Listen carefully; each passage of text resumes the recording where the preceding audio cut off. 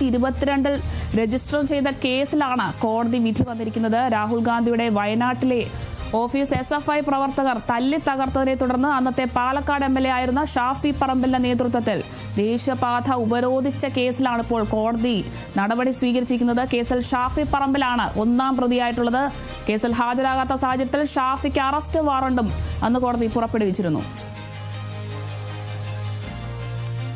കൂടുതൽ വിവരങ്ങളുമായി വിനയരാജ് ചേരുന്നുണ്ട്. വിനയ, ഇപ്പോൾ ദേശീയപാത ഉപരോധിച്ച കേസിലാണ് ഷാഫി പറമ്പിൽ MPക്ക് 1000 രൂപ പിഴ ചുമത്തിക്കൊണ്ടുള്ളൊരു വിധി കോടതിയിൽ നിന്നും വരുന്നത്. ഇതിനു മുൻപ് ഷാഫി അറസ്റ്റ് വാറണ്ടൊക്കെ കോടതി പുറപ്പെടുവിച്ചിരുന്നു. ഹാജരാകാത്ത ഒരു സാഹചര്യമൊക്കെ ഉണ്ടായിരുന്നു. കൂടുതൽ വിവരങ്ങൾ എങ്ങനെയാണ്? അരുണിമ 2022 രജിസ്റ്റർ ചെയ്ത കേസിലാണ് ഇപ്പോൾ വിധി വന്നിരിക്കുന്നത്. ആ സമയത്ത് വയനാട് എം പി ആയിരുന്ന രാഹുലിൻ്റെ ഓഫീസ് SFI പ്രവർത്തകർ തല്ലി തകർക്കുന്ന ഒരു സാഹചര്യം ഉണ്ടായിരുന്നു.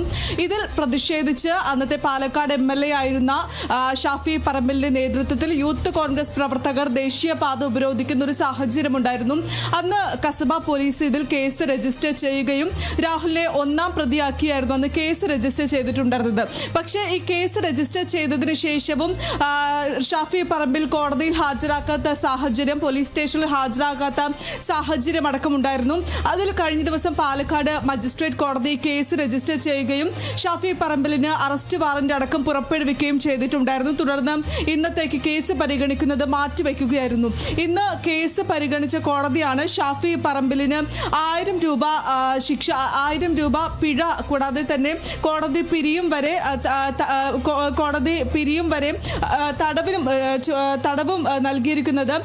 കേസിൽ 1000 രൂപയാണ് പിഴ ചുമത്തിയിരിക്കുന്നത്. കോടതി പിരിയും വരെ തടവ് ശിക്ഷയ്ക്കും വിധിച്ചിട്ടുണ്ട്. പാലക്കാട് ജുഡീഷ്യൽ മജിസ്ട്രേറ്റ് കോടതിയാണ് ഇപ്പോൾ ശിക്ഷ വിധിച്ചിരിക്കുന്നത്.